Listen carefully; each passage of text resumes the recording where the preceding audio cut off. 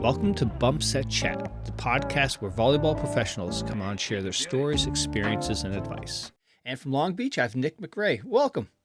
Barry, it's an honor to be here, man. I appreciate you. Yeah, I appreciate you coming on. And the way we start things off is we do a few random questions. So you ready? We'll see. All right. So first of all, you guys play in a really cool place. So this question, I don't know, what's more interesting place to play in that you've played at?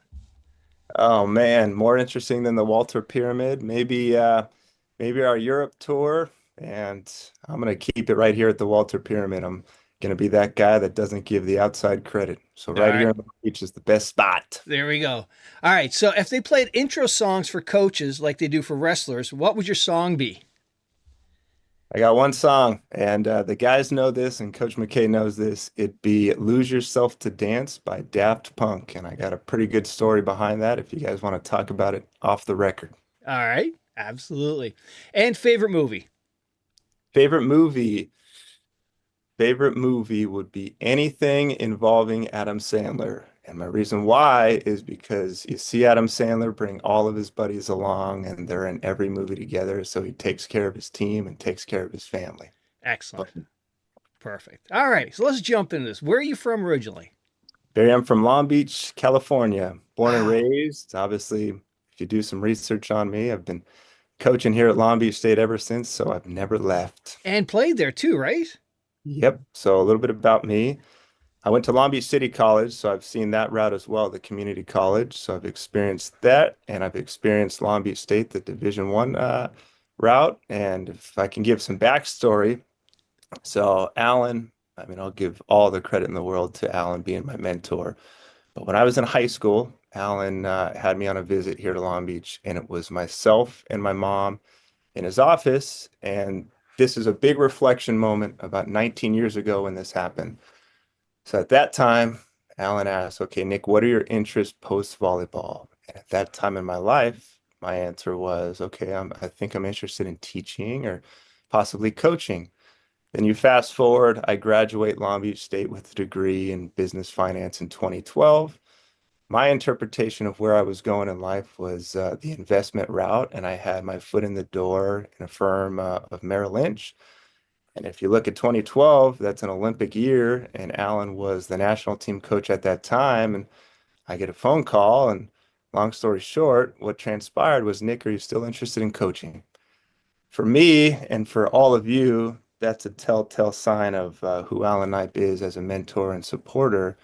But obviously, come after that 2012 summer, I was in the gym learning data volley with one of the best at that time. And I came back with Alan and started here in 2013 when he came back from the national team. And I'm in year 13. So I've been with him ever since. And now Wow. I get to be one of the advocates that brings recruits and their family members in. And because of how Alan handled me and was a mentor there, that's my primary focus, whether it be volleyball support and mentorship or wherever anyone states what their goal is. My job's to help open any and all doors because it was done for me. That's awesome. That's Yeah. very cool.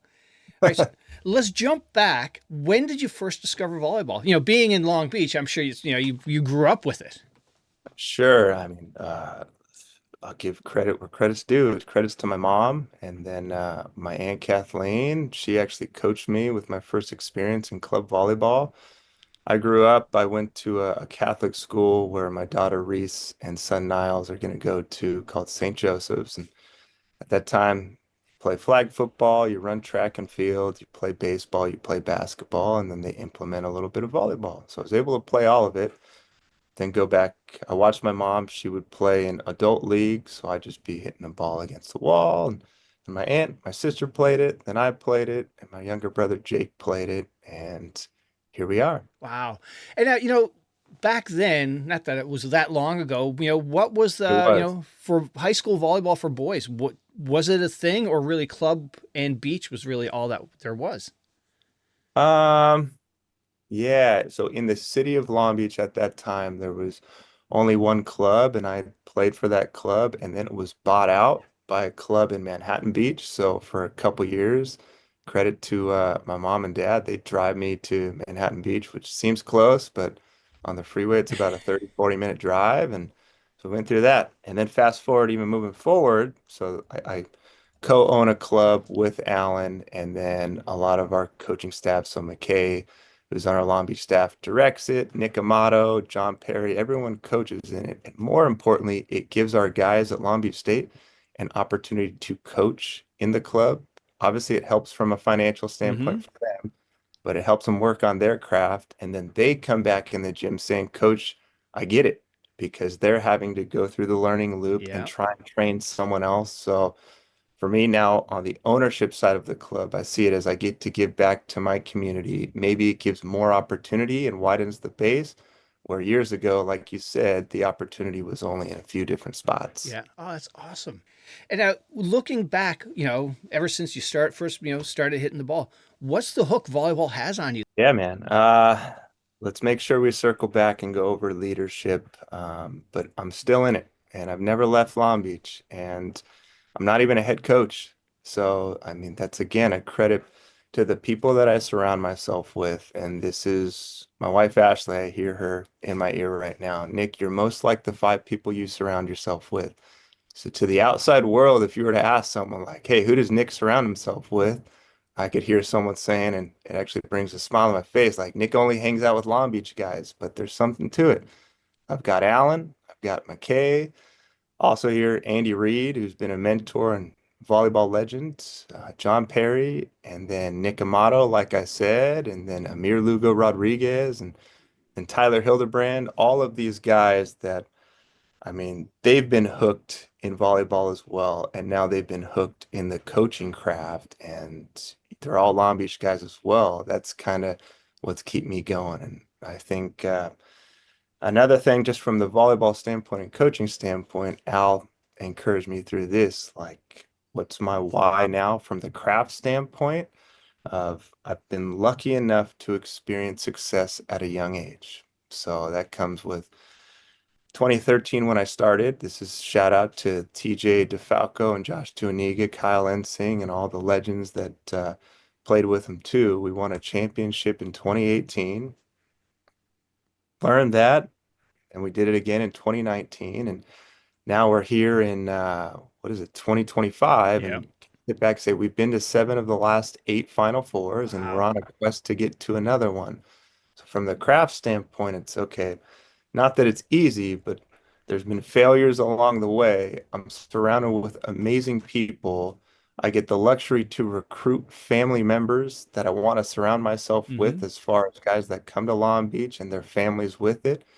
This is probably one of the greatest crafts you could ever do. And I kind of my reason why I go back to that outside of my craft. My reason why is my wife Ashley and my three kids, but I've identified what my reasons why with my craft are. If I can at least strive every single day, and I've spoken about this a bit, if I can leave knowing that I've had the ability to grow, I've had the ability to connect and the ability to create, then I'm in a pretty good spot and I don't need to go looking elsewhere. And Yeah. this has allowed me to do all three things day in and day out. Nice. And speaking of your craft, being a coach is not an easy career at all. I don't think many people realize the sacrifice, the commitment, because often, especially in the assistant side of things, it's 1 year contracts. And with a family, it is yeah, not easy. That's right. You got to bet on yourself and you got to be okay with it. And that's easier said than done. And man, I apologize. You're getting the father part of me and also the father, Nick, and hearing other people too. We live in a society where social media, I'm not going to say it doesn't matter because it does matter for certain reasons, Hmm. but the ability to have negative attention, listen to other people's feedback that has no value, like that is all there. So to your point of coaching, it could be stressful. Or again, I've been around great leaders, and let's actually talk a little bit about leadership. And let me quote a couple people. Kirby Smart from Georgia football. I love what he says. And he says, you'll have to make hard decisions that negatively impact people you care about. You'll be disliked despite your best attempts to do what's best for most. And you'll be misunderstood and always won't have the opportunity to defend yourself. So I've taken that. I've taken so many lessons learned of, again, all those coaches I stated, but with my mentor, Alan Knipe, and I try and package that. So when I go and when I talk to our Long Beach guys, or I talk to kids in youth sports, or when I go and run NTDP with USA events, I have the youngest group of U17 guys. So it's their first time coming in representing USA, knowing there's plenty of nerves, there's plenty of outside Yeah. noise. When I state, okay, guys, one of our primary objectives is to be a good leader, and here's what that is. And it's two things. It's when you're having the best day and times are amazing, you have one focus. It's to bring others with you. Is to deflect the praise, bring as many people with you. That's number one. And then number two, when times are tough and when times are bad and when times are hard, do not pass blame outwards. Try and take full ownership. Yeah. That's we state that, I mean, I'm saying that to our youth. That's what I try and live by too. There's good days and bad days. When they're good, let's try and bring others with us. And when they're bad, just take ownership. And obviously, I've been around good leaders and good parents, and I try and do the same as well. Yeah. And speaking of leadership, something that's, unique with, college coaching is every year you're cycling in new kids and cycling Right. out old. How do you maintain leadership? Is leadership something that you can teach, or just it's a something natural that the kids you're finding have? One of the biggest questions, I mean, I'll go over all of it, and I know my road's all here, but I'll keep moving forward. Like, the primary question is how does an individual or how does a leader treat failure? And I think that's how you learn most about anyone. That's how you learn most about yourself. And it's easy when times are amazing, but how do you treat failure? And we've talked about ownership. For me, the roadmap would be okay, obviously, you own it, you try and embrace it, and you try and learn from it. You remain calm, you try and problem solve and possibly take action. And then you continue to move forward no matter what. And through all of it, knowing that there could be plenty of different perspectives out there. The only perspective matters, or that matters, is your perspective. So are you willing to put your name on something? So that's for me from a leadership standpoint, but then you try and relate that to all of the guys, knowing right now we have 24 guys on our roster. All 24 don't have to be the same. We'll do plenty of relationship building, plenty of team culture of how to build trust, how to communicate, how to lead, how to not have a fear of conflict. And the best times or the best growth that comes from all of this is okay, when you fail or when you're trying something new that doesn't work for you. And we kind of just work through it. And how we work through it is trying to get constant connections, whether it be individual, player to coach connections, building player to player connections, and then implementing a system that has reflection and player to self connections going on. Yeah. So keep hearing that connections, connections, connections. I think that's one of the biggest things. Yeah. And up until this point, we haven't talked any X's and O's and That's typically okay. when you think of a coach, you think of X's and O's, but that's not the case anymore, is it? It's what I said, man. My personal process is I like to grow, I like to connect, I like to create. Yeah. So some things from the outside world, not even X's and O's, like you talk recruiting or people ask, Nick, what are you guys looking for at Long Beach State or Nick MacRae or from a recruiting process, we're looking for the ability to problem solve. So if we are just looking rudimentary X's and O's, not worrying about anything from the mental side of, okay, I'd like to be able to look down the bench and do I have someone that can help solve this tactical problem? The easy ones, if you look for the biggest arm, the biggest size, who's the most physical, the biggest jumper, yada, yada, or who's literally the best in each skill set, who has the best IQ, who's the best team guy, who's the hardest worker. Like, okay, that's eight different guys. But when you're building a roster of 24, then it's who can be the triple threat, who has three really good characteristics from the volleyball standpoint. You go from there, and then we'll actually have our recruits and our guys do characteristic skill set evaluation quizzes. Personally, I just like to learn and get as much research, and I speak for we, this comes from Alan and our program as well. We want to have an excellent starting base of having as much knowledge as possible of how our guys work. So then we can implement support systems through us or off the court to help each guy individually. But Yeah. then back to the volleyball, if you're trying to flourish in water like, okay, everyone should have an ego and they all have an individual goal. And then where we stand right now, we have a month and a half left in the season. It's kind of about individual goals, but no, we pivot. Now it's about the team. So how Yeah. can you accept your role for whatever it is, buy into the team, and then we start it all again next year. Yeah. Wow.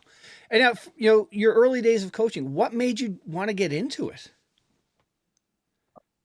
That's Because a here great. you are, you had a full, you had a career Yeah. ready to go, Merrill Lynch. I think it was Merrill Lynch, right? Yep. And, you said, I want this coaching thing. It's good people. Yeah. It's literally, I'll give it all to Allen and I give respect to Tyler Hildebrand.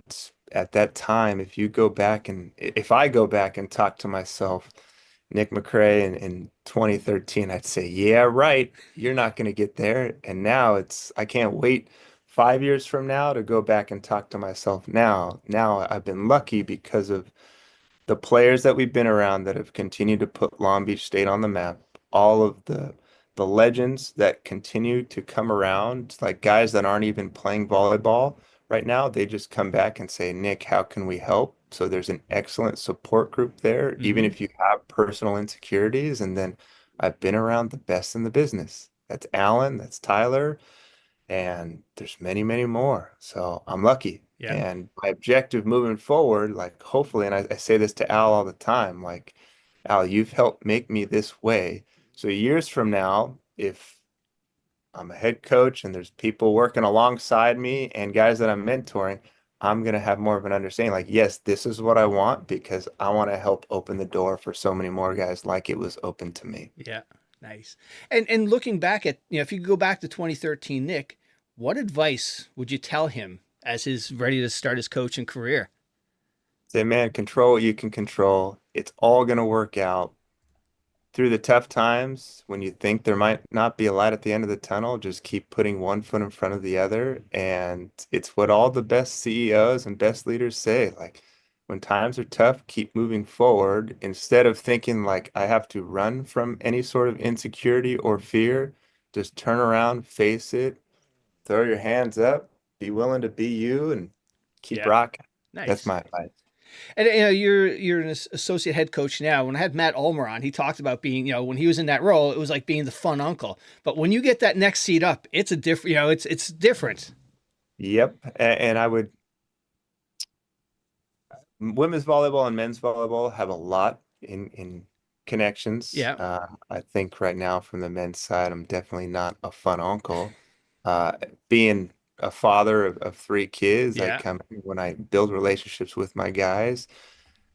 Alan's done a great job as a leader at giving me a ton of power. He gives Coach McKay a ton of power, or maybe not power, just freedom to be Yeah. yourself. And myself would not be that fun uncle. Myself would be a stern, direct to the point type guy that as long as we're mutually setting goals together and on the other side of it, if our guys are constantly to show up, I'm going to meet them at any and all hours and I'm going to support them through it. Nice. So hopefully I'll be able to maintain a lot of that when I am a head Yeah. coach and bring in other people, staff members that can hit that possible fun uncle side. Yeah. But yeah, Nice. And now back when you were playing, you were a libero, right? I was. Well, how would you describe if a libero had a spirit animal? What would that, animal be? Oh man. I don't know about spirit animal, but I'll give some things that libero should be. They should have ultimate LB grit. So maybe that would be the spirit All animal. right. No, let's add like characteristic skill sets. That would be what I look for. And first, it would start from me.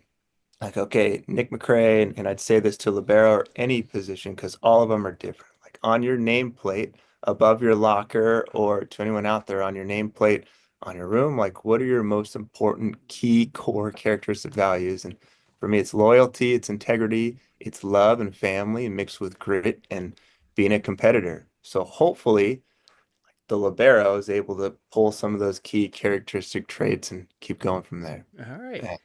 Cool. All right. Let's talk a little bit about the pyramid. It's such a unique place to play.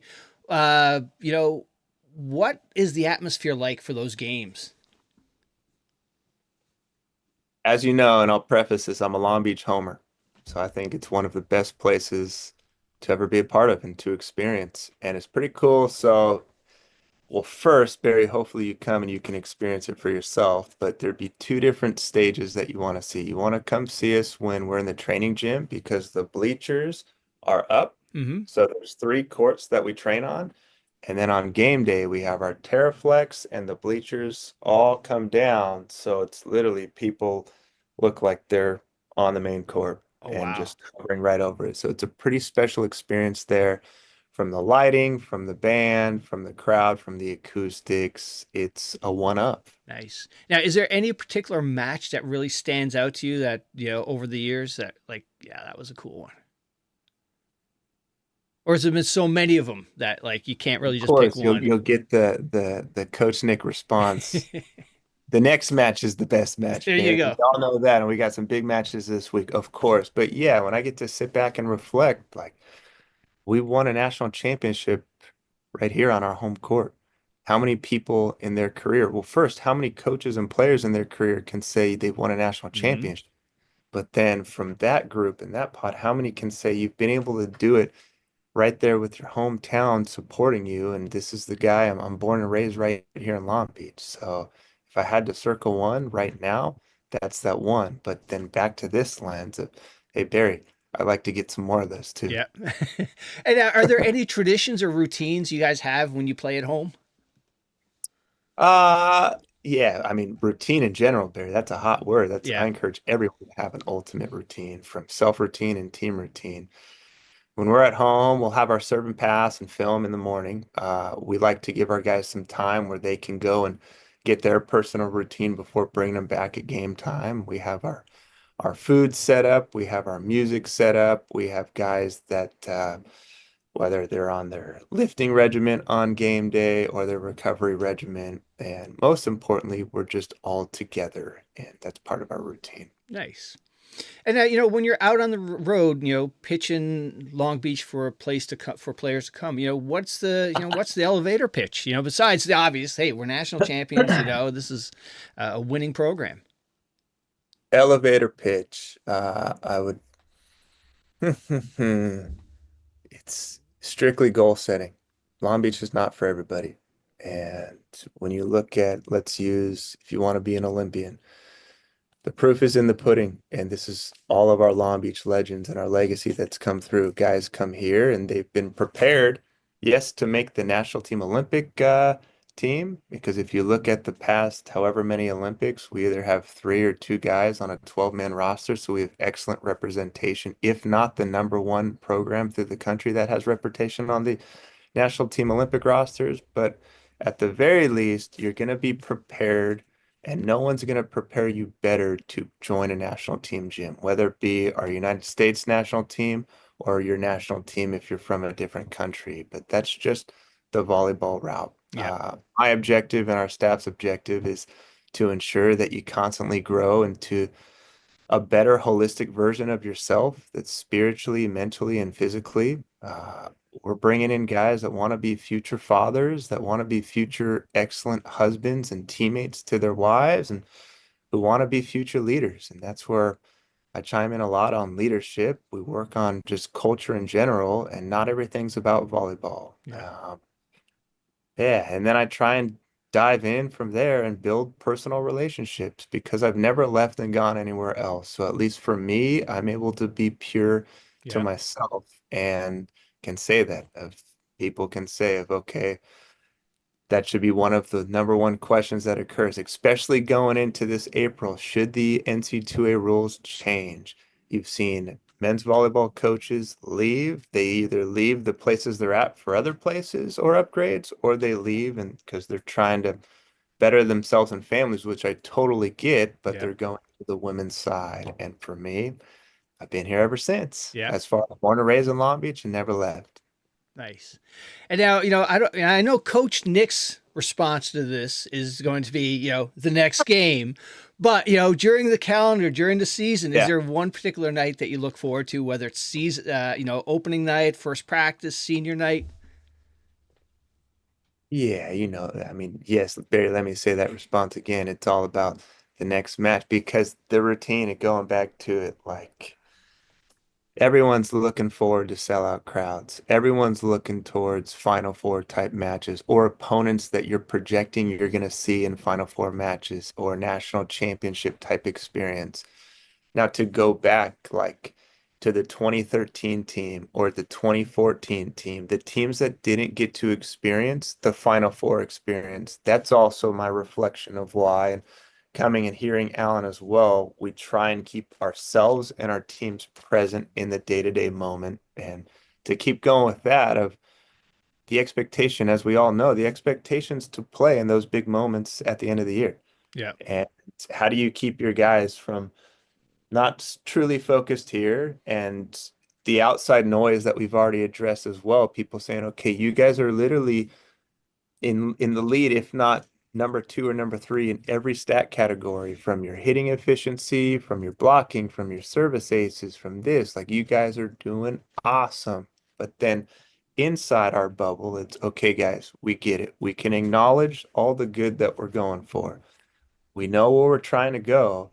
Can we literally strive to get a little bit better every single day? So the past couple weeks, that's all we talk about. And Al's awesome. He lets me run the Monday practices. So on the board, all we write is, okay, areas that we can have a heightened attention to detail, and what areas are we going to go for more? And we'll literally write up 25 different variables that it's okay, can we improve in these 25 areas? So if some teams, if you write that up, it can be received as like, holy moly, coach, you're continuing to ask for more. This is like, can't you just give us some positive love and Right. credit? We're Yeah. doing it.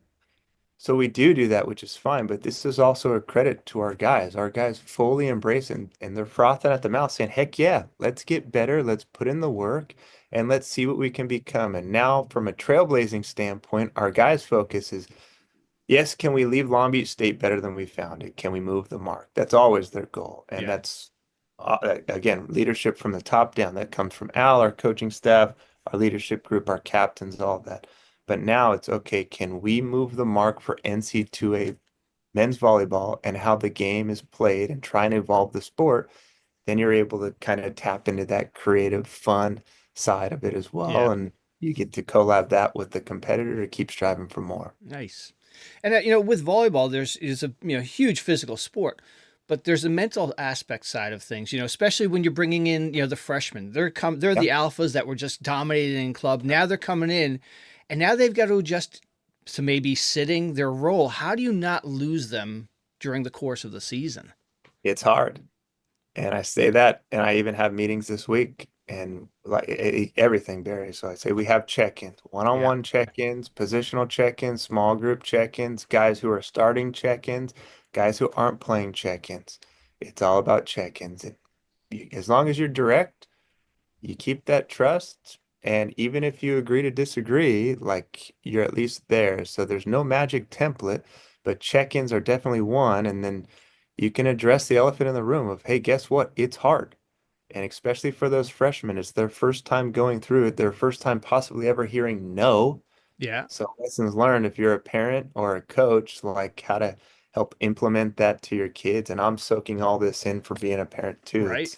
It's okay to hear no, and then it goes back what I brought up earlier. How are they going to treat failure? It's not failure to me or the team. It might be failure in their lens to then just address it, set the roadmap. How can we control or what variables can we control today? And then ensuring that in the practice gym, maybe not everybody's getting the 6-on-6 reps with the small unit at the end.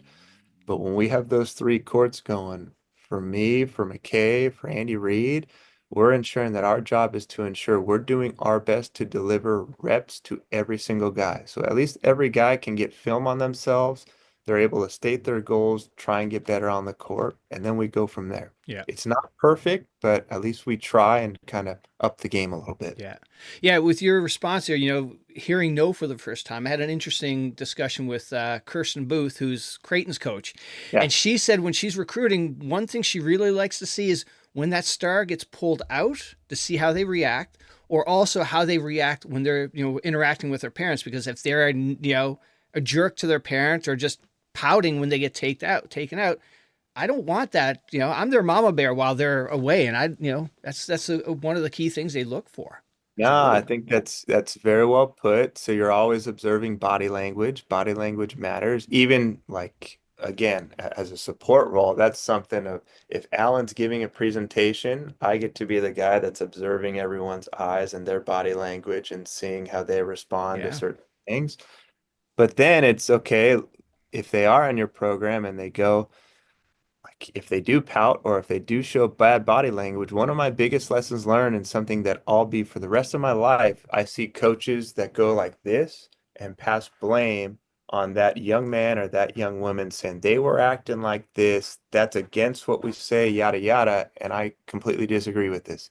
It's our job as coaches and leaders to, when we do see that, bring them along, take them with us, help them through it, and give them second and third chances to help them better themselves. Because we are the ones that are in the leadership roles, and they're the ones that they're 17 to 23 years old. But sometimes the noise outside is like, oh my goodness, that person's a terrible teammate, or that person's this. It's like, really? You just get to sit back behind your computer or keyboard Yeah. and gods? No, if you're in that position and everyone I've been around, that's one of the best things that I take away. Maybe that's why I only surround myself with Long Beach guys because I see other people just stiff arming Yeah. people. Like, no, you bring your people along with you.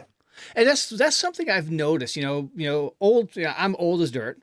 What I've the old school coaches are like yell, yell, yell, one way directional. But since starting this podcast with a bunch of the volleyball coaches, it is the successful ones are the ones that are two-way communication. Just like why did you do? What went wrong there? Instead of just like you said, just placing the blame. There are days that your team may need it, and those days that you might see that possible old school mentality, it'd be on a Monday or a Tuesday when you know you don't have a game day the next week or Yeah. the next day, so you have some time to respond, or you come out and you're trying to poke the bear a little bit to get a natural response to with everything we said, like, oh, coach, maybe we made it. We just won back-to-back games. Nope, Monday, let's go. Yeah. But at the end of it, it has to be the guys or the women on the court that are taking this thing where it needs to go. Yep. Absolutely. And now because you've seen both sides where you work on both sides with the club aspect of things Yeah. and the college side of things. What do you see from the kids coming from club that you would like to see them work more on? Is it more all around skill set, more less focus on individual specialties, like just like you're a middle, you're never going to serve. Don't worry about it. We're not going to teach you how to serve. Things like that.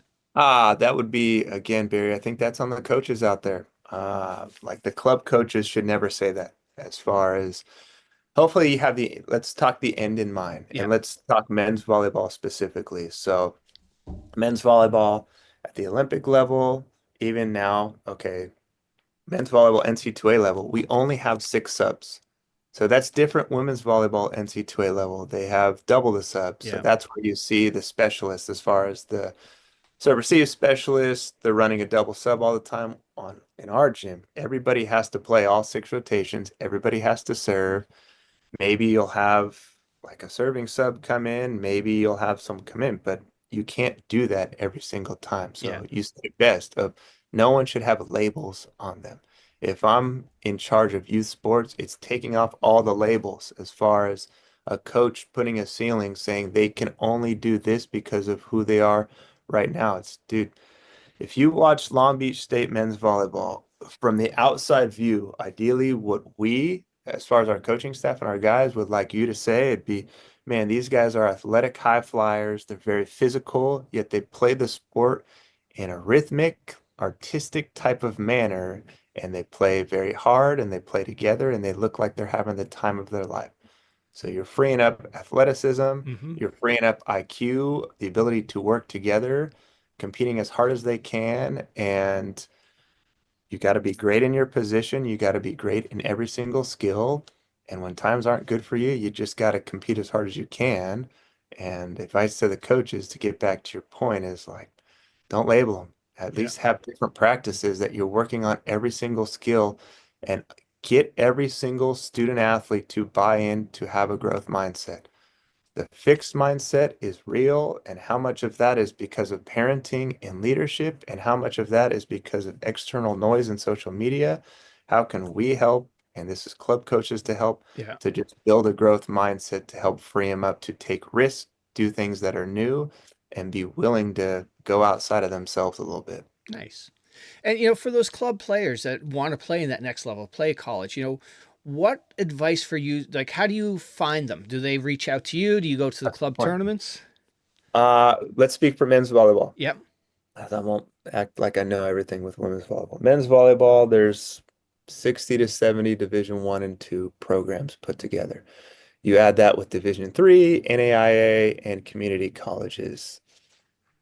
There's not that many where you have to go to a recruiting service. I would say you do not have to go to a recruiting service. You can do it all yourself. Mm-hmm. So ideally, for me, I'm not hearing from a third party all about you. Ideally, we're building a direct relationship as fast as possible. And sometimes, I mean, that's the user, that's the customer, which is the student athlete. Yep. They're the ones being proactive and trying to market themselves. And from them, they're hearing, or maybe they're not hearing back from the coach, and that's okay. If they don't hear back from the coach, it doesn't mean you need to go to a third party to hear back from the coach. Maybe it just means the coach isn't getting back to you because he's not getting back to you. Maybe that's means something right there. But at least I try, and this is my busy time right now. I try and be proactive and get back to everybody. Yeah.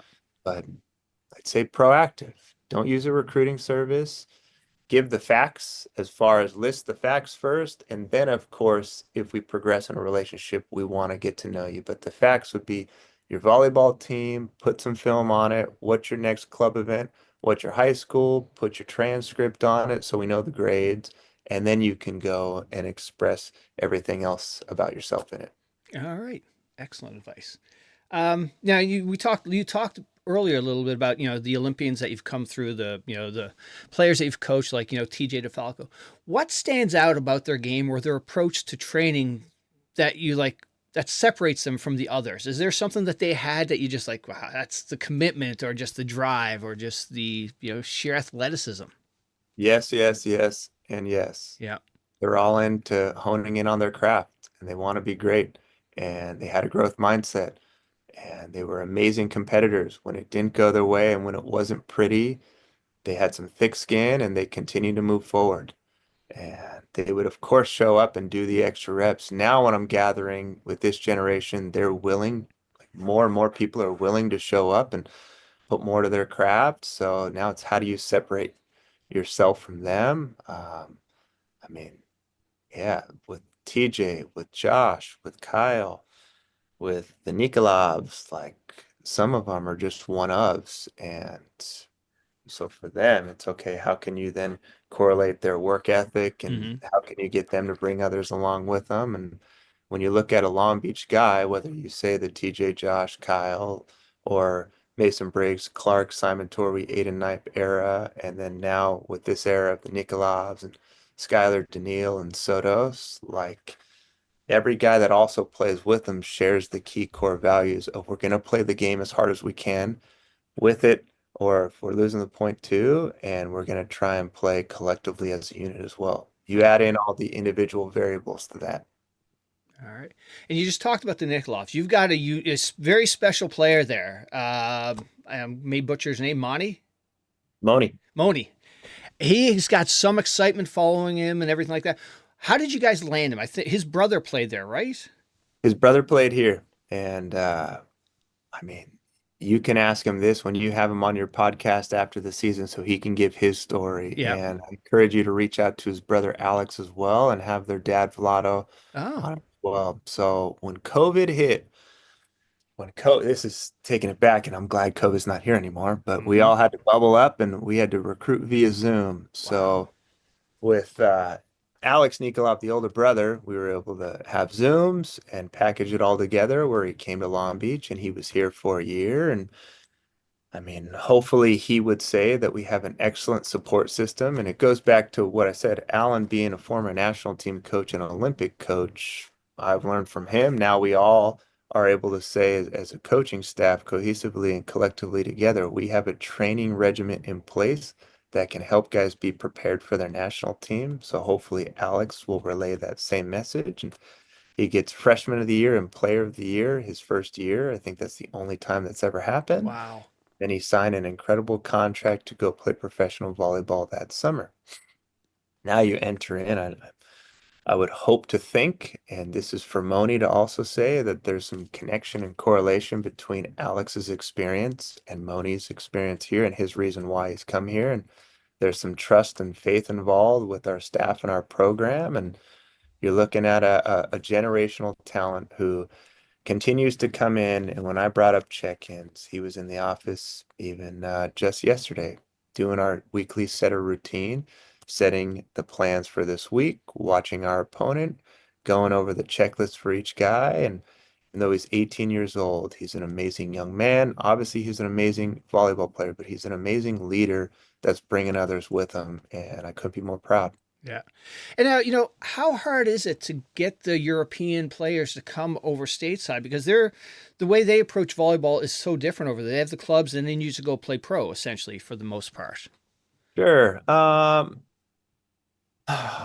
we have some international guys in our program right now, and one thing, I mean, that's helpful, and this is for Long Beach State, we have a non-resident tuition fee waiver. So when we have a young man from Europe come in and get a certain GPA, he immediately becomes in-state.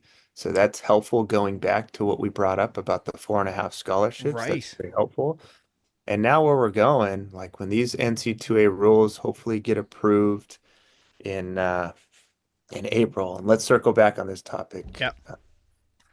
Like now we'll have more and more opportunities to, I mean, deliver positive things, whether it be to in-state guys, to out-of-state guys, and to international guys. But before going there, of going back, now you see the public media, you see the Instagram, you see the Mm-hmm. social, and you see the successes that all of the guys are having in our gym and at some other universities that I think now the antennas are up from guys over there saying, hey, this is actually a really good possibility to come check out. So you'll possibly see more and more coming in the future.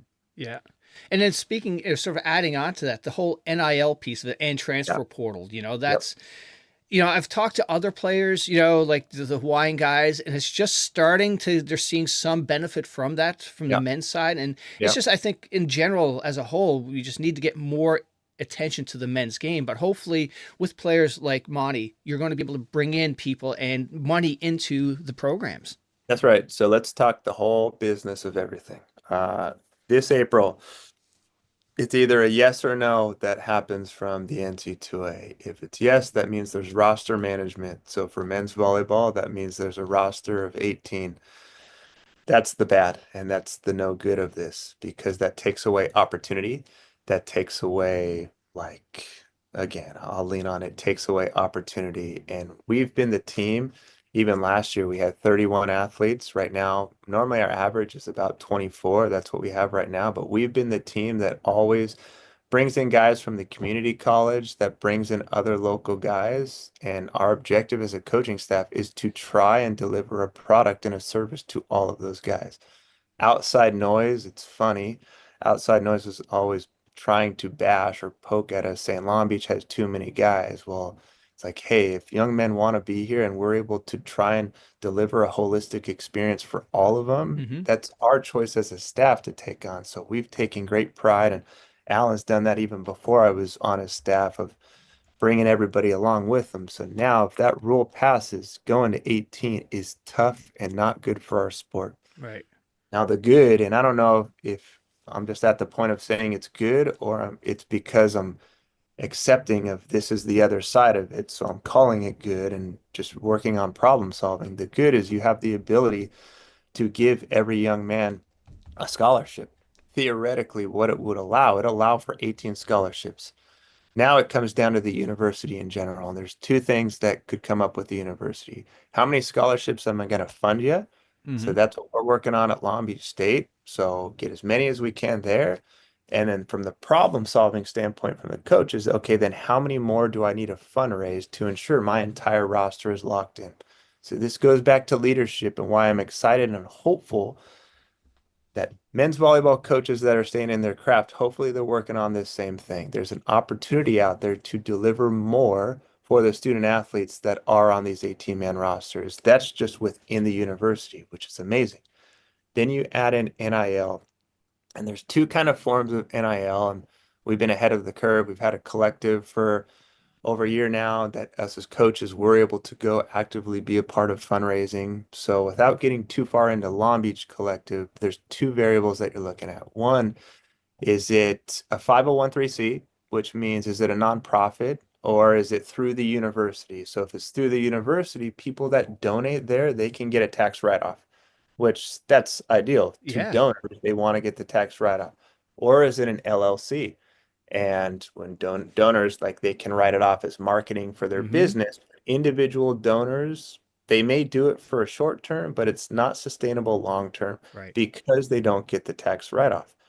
So the question comes down of, okay, hopefully universities, when these rules or should these rules get approved, are now an active participant in one, allowing coaches to be problem solvers, to be a part of the solution to get 18 scholarships, and two, setting up the NIL infrastructure that allows you to have your NIL donors go here so they can get the tax write-off. Where we stand as far as Long Beach, we're preparing to find all solutions and been ahead of that for the 18. And then we've had a collective that's an LLC. So we've found an excellent database that is still willing to give here. But it's, I mean, if we come back to the holistic Yeah. experience and also what's good for the donors, I'd like everything to align and be dialed in there. Yeah. But that kind of gives you a roadmap of how it Yeah. works. That's very cool. All right, and now jumping over to some players aspects of things, how rewarding is it for you to see the players that that you've taken under your wings, like the TJs, the Masons, to see them excel on the world stage? They get to mentor me. It's amazing.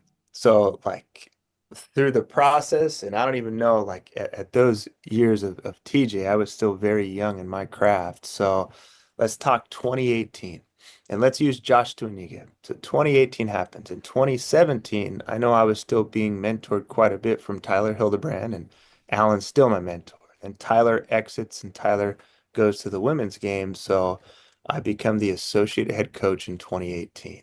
And then I build a connection with Josh Tuaniga, who's gone to two Final Fours and he's going into his third year. And he helped me evolve as a coach and kind of lay this mentorship or template and standpoint. So I mean, there, hopefully every young man that comes through our program for at least year one, maybe year two, they're being mentored.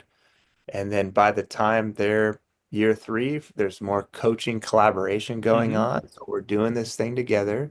And then by year four, it's okay. How are you going to leave this program better than you found it? How are you going to leave me better than you found me, Yeah, allowing them to then mentor me? So then by the time they're out of here, they've been mentored. They know what it means to have a mentee. They've had reps being a mentor. And now these guys that are playing the best in the business on an international stage, at the pro level, the Olympics, like they're the mentors. yeah, They're the wizards out there. I just love being a part of the ride. yeah. Yeah. Nice. And now for you, what's been the most rewarding aspect of being a coach to all of these, seeing these kids grow from kids to men? The most rewarding part of all of it, I mean, I'm the root of it, I'm grateful that I've never left. I'm grateful that I've pushed through fears and insecurities, and now I'm on the other side of it from the leadership standpoint, where I've been at one spot. I can truly say I bleed black and gold, Long Beach State, and my whole family is a part of this. Again, to recap all of it, I'm most like the five people I surround Yep. myself with, and I surround myself with Long Beach guys. So then all of the guys that have come through that are now having families, that are now experiencing all of the goals that they set out for, just like Alan helped me do, I'm just hopeful that I'm a positive light through their quest. And also, they know at any point in their life, they can always call upon me too. So that would be my root and hopefully my legacy. Not only being an excellent father and husband, but legacy. Was I able to personally leave Long Beach State and the guys that I crossed paths with better than I found them? And I'm forever here for them. Nice. And speaking of Alan, I'm assuming it's probably going to come from Alan here. What has been the most significant lesson you've learned as a coach and how has it influenced your coaching philosophy? Alan, I mean, everything. Al's one of the best problem solvers in the business. And that's it. Of finding a solution, putting your name on it, and problem solving. Combine that with bringing everyone with him alongside him. Like he's never cut people out. That would be it. So he's an amazing problem solver and he's amazing at bringing others with him. And then he'll take full ownership when times are tough. He's my example. Everything that I've stated from leadership, from recruiting, from a culture, it comes from him. And uh, yeah, now he's empowered me to do the same. So Nice. All right. And then, again, you having the club aspect of things along with the college side, it's got to be, you see these new coaches coming in. What words of advice or wisdom do you have for these young aspiring coaches that want to make a positive impact on players? I love it. So Barry, first would be if there's any coach out there, if you haven't even started coaching and you're interested, email me at nick.macrae@csuob.edu. And I'm already doing this. I've got about 45 coaches that I've started a coaching template with. And the first lesson that we went over is everything that I've done myself. It's one, who are you? Like, what are your core characteristic values? So the coach can identify that. And then what's your why? And whether it be your family why, and then what's your why of why you keep showing up with your craft. And then phase one is they write out their entire volleyball system template. So are they able to write 3 keys for every skill? Are they able to write a positional job description? Are they able to write what all of their volleyball systems entail? And if they're not, it's totally fine. But the reason why, you have to know yourself, you have to know your goals, your whys, and you have to know your vision and actual template. So then you're able to package it all together to deliver that service to the kid. Because if you're not prepped, or if you're trying to just be Nick MacRae, or if you're just trying to be Alan Knipe, the kid's going to see through it like that. So when at least you're prepped and you've reflected, and it starts with yourself, and then you're able to go out, even if you're failing, you're at least able to deliver a template and Yeah. build trust with the kids. Nice. And something I wanted to touch on that I forgot earlier was something that I was not concerned about or just questioning is arm swings. You see in Yeah. baseball, the youth, they're keeping track of how many times the pitchers are throwing balls and things like that. As a club, or is this something that parents need to sort of keep in the back of their mind? Like you see these kids when they go, outside hitters, they're swinging. They're swinging. They only know one way to swing most parts. The young kids, they're swinging all out. Is Yeah. there a point where you start keeping track of shoulder swings and things like that? Or is it just about Very- teaching the proper technique? No, the answer is yes, yes, and yes. And personally, I try and look at what's the NFL doing. I try and look what's the MLB doing, what's the NBA doing. And men's volleyball as a sport and all of volleyball as a sport isn't going to be the one that has the primary resources for this. So whether it be jump count, that's the big one, especially Yeah. at these events, Barry. It's just sport court on top of cement. Right. Like, how does that look out for the athlete's best interest? It doesn't. Yeah. So here's also a shout out. Hopefully we can be better there. It comes to jump count and it comes to, yes, arm swing management. I'm trying to have as many lessons learned and get as many people dialed in. And we definitely have a heightened attention to detail too with that. Some days we'll have our guys not even go, Mm-hmm. especially this part of the season. So one, they won't jump, or two, they won't open it fully up from their core and their Yeah. arm look. But if you have more information or anybody else out has information, I'd love to be a part of that conversation. All right. And speaking of club, what's the name of the club you own? Pinnacle Athletic Club, All right. And how right here long in Long Beach. it's been in business? This is year 7. And what's rewarding about, running your own club? Is it seeing these kids go from, learning how to, serve a ball to, seeing them, grow and move on? I think that's the root of all of it. If you were to go back and talk to your younger self, or if you talk to your youngest who's involved in volleyball, like, when did you fall in love with the sport? Personally, like we've already addressed, it was when I was a young kid, Yeah. when I was going to these gyms, when I wasn't even playing in tournaments. So if we can continue to widen the base, and again, it comes back, that's the most rewarding part to me, bringing love and support and opportunity to our youth. That's the most important part. Nice. And the state of the game today. We know the women's side, they're excelling. The Yep. men's side, what do we need to do to bring more attention to the men's, side of things? Well, Barry, we know you're starting We're this by trying. doing hopefully there's going to be another handful of people that open up podcasts and do the same. If we all continue to make enough noise and adding that with the leadership, every single coach, this is probably my third time saying it. If the coaches are willing to be proactive, if they're willing to be problem solvers and not just kick the can down the road or kick the can up and blame it on administration. Like ownership versus blame is one of the biggest key things. And with where our sport is going, everyone needs to take ownership from the leadership standpoint.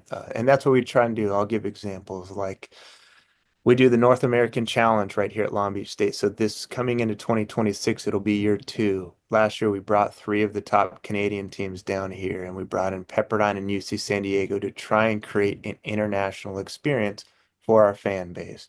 We're trying to bring in the top teams year in and year out to deliver a service that our fans get to come check it out. We're constantly striving to up our social media. If you look at LBSU MVB, funny enough, it's run by our coaching staff. So, like every piece of this, we are an active part of as far Yeah. as the coaching staff and our bubble. And that's what's different, I think, from other sports. Like we're running the entirety of the business. And I'm hopeful that other staffs are on board to growing their business and not just waiting for their administration to be the Yeah. hero, being the first to go do it. All right. And then we touched on earlier that you were part of the Team USA NTP. Hmm. That's how did you get involved in that? Man, obviously when I started coaching with Al, because he was the national team coach, but I started as they used to be called high performance Mm-hmm. championships, USA high performance championships. And I got my foot in the door and I was an assistant coach. And probably for a few years, I was an assistant coach. And then I remember Coach Rummy from St. Francis University, he was the head coach at the time. And plug here for him because I always tell him this in person, so I'd love to get it out on media. Shout out to Coach Rummy. He was the head coach, and I was that young assistant giving ideas. And then he said, "Okay, Nick, how about you lead this thing?" And he allowed me to lead the next few days. So all the love in the world for him for that. And I was a head coach, and hopefully, when you're constantly invited back, when you have head coaching opportunities, I've been with the U21, the U19, and now the U17 group as a head coach. Hopefully that means on the USA's end, they see I'm delivering a good service, representing their brand, Mm-hmm. and also delivering the service to the most important ones, which is the student athletes and their families. Yep. Excellent. All right, I got a fun question for you. So I had Eric showed you Right? on a while ago, and him and Taylor Averill have this, what's the toughest position in volleyball? So Oh boy. Nick, what's the toughest position in volleyball? Toughest position in volleyball. And your old player Mason, of course, the libero, Yeah, he said it was the libero, which he's the only one that said this to this point. I'm saying it's the six rotation outside hitter. All That right. has to do it all. You have to pass, you have to score points, you have to hit the tempo, the medium system, and the high ball. And that's why the six rotation outside hitters, their stock is probably the highest on the international circuit. All right. And then on the flip side of that, I had Christian Huron, who's a PME volleyball guy. He's the TikTok guy. When Okay. he was doing the VNLs with Team USA, he started asking the ladies, what's the easiest position? I said, oh, that's Oh a boy. good one. What's the easiest position in volleyball? Water boy. Okay, there we go. That's the safest one. Yeah, I've heard people say there's no easy position. It's like, Yeah. yeah, that's true. All right. Well, hey, Nick, what do you like to do away from volleyball when there's no volleyball happening? I know you mentioned you have a few kids, and Yep. I'm sure that keeps you busy as well. Yeah. I mean, I got a pretty good routine going on. So I've got a 5-year-old Reese, I've got a 3-year-old Niles, and I have a 1-month-old Barry. Oh my Maeve is God. her name. So right now, when I'm not here, I wake up at 4:15 every day, absolutely rocking. So when I wake up, I come into the office, and that's where I get to have my own creative, free thinking time and Yeah. plan the day. And that's when I get my workout. So then I can go home, and then I'm able to make breakfast and coffee and wake up the family. And I like to be a good participant. And I take my daughter Reese at 7:30 every morning to school. And then when I come home, we'll go on family walks, and we've got a killer backyard. Nice. So we got the kids' electric bikes, so they'll wear their dirt bike helmet Yeah. and run around. And we've got the splash pad going and the t-ball going. So at this phase of my life, I know you're hearing this again and again. I'm trying to be the best father and best teammate to my wife I'm able to be. That's Excellent. that. Perfect, man. So I got to say, thank you so much for coming on. It was wonderful to meet you and so much great advice and stories. But before I let you go, like past guests, I look for you to recommend somebody in your circle who would have a good story to come on. In my circle, there'd be two guys, McKay Smith and Amir Luga Rodriguez. Okay. We will get them on. All right. Barry, I greatly appreciate you. Hey, she's a beauty.